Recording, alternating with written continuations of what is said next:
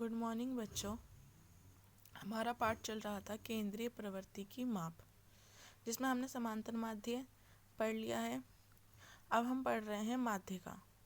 पिछली वीडियो में मैंने आपको माध्यिका निकालना सिखाया था व्यक्तिगत श्रेणी से। इस बार हम खंडित श्रेणी से माध्यिका निकालेंगे।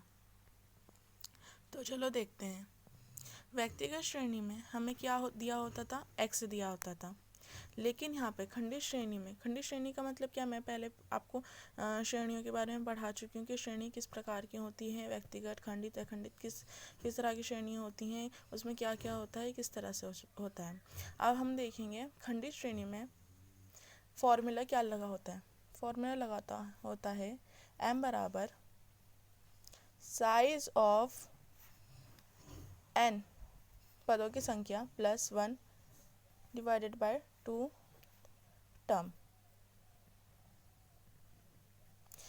पिछली वीडियो में जब व्यक्तिगत श्रेणी हम कर रहे थे उसमें क्या था, हमें देखना पड़ता था कि विषम, सम, ये देखना पड़ता था कि श्रृंखला विषम में दे रखी है, सम में दे रखी है। लेकिन इसमें ऐसा कुछ नहीं है। चाहे विषम हो चाहे सम हो, दोनों में ही आपको एक ही फॉर्मूला लगाना है और कोई सा फॉर्मूला नहीं लगेगा। ठीक है। अब देखेंगे, हमें क्वेश्चन दे रखा है x बराबर 1 2 3 4 5 6 7 8। ठीक है, ये हमें क्या दे रखा है, x दे रखा है। और हमें दिया होगा f यानी आवृत्ति, आवृत्ति यानी फ्रीक्वेंसी। ठीक है, जैसे हमें f दिया हुआ है 8 7 6 5 4 3 2 1। ये हमें क्या दिया हुआ है, f दिया हुआ है। खंडित श्रेणी में क्या दिया होता है, f दिया होता है। और व्यक्तिगत श्रेणी में क्या होता है, f नहीं दिया होता, उसमें सिर्फ क्या दिया होता है, x दिया होता है।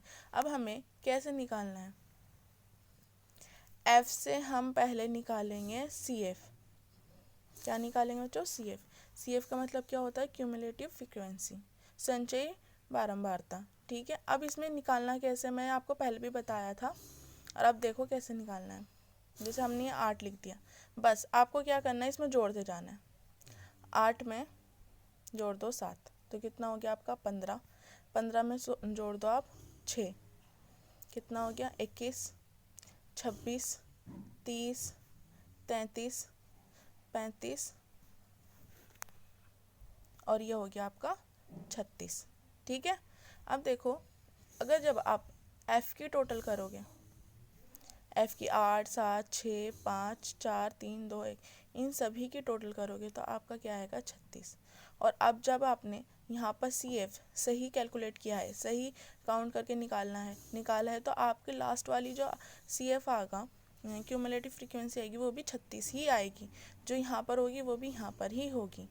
ठीक है, अब हमें क्या देखना है यहाँ पर, देखो अब हमें क्या देखना है, यहाँ पर फॉर्मूला लगाना है m बराबर साइज ऑफ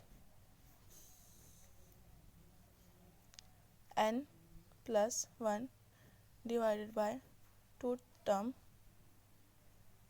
देखो पहले हम क्या देखते थे, x की टोटल देखते कि जो हमारी पदों की संख्या वो कितनी होती थी, x होती थी। लेकिन अब हम क्या देखेंगे, n बराबर हमें क्या होगा, जो फ्रीक्वेंसी का, जो हमारे f का टोटल होगा। ठीक है, और हमें पहले हम क्या देखते थे, यहाँ पर विषम आगा या सम आगा।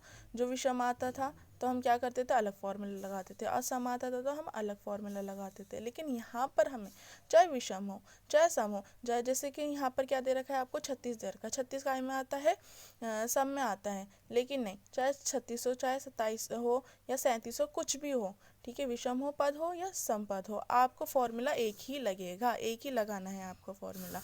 तो हमारे पास क्या है, साइज ऑफ n बराबर हमारे पास कितना है, 36।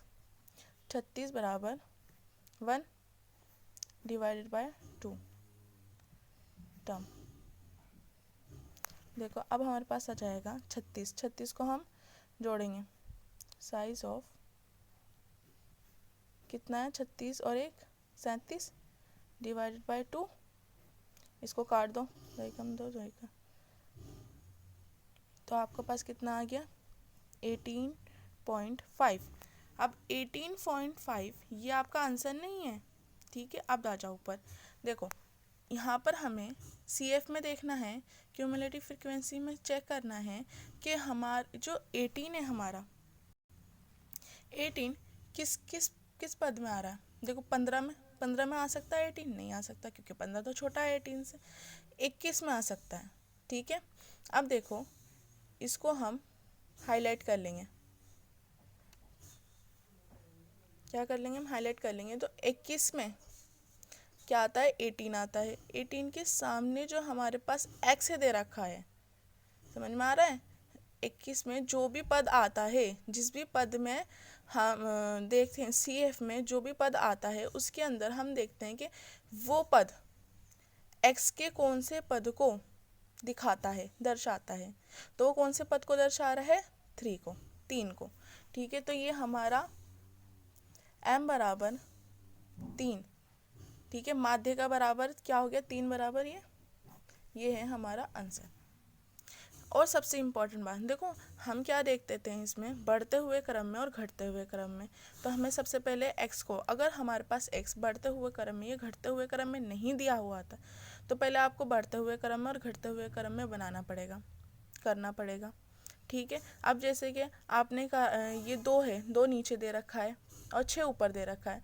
तो सबसे पहले आप क्या करेंगे ना, 2 को ऊपर लिखेंगे और 6 को नीचे लिखेंगे।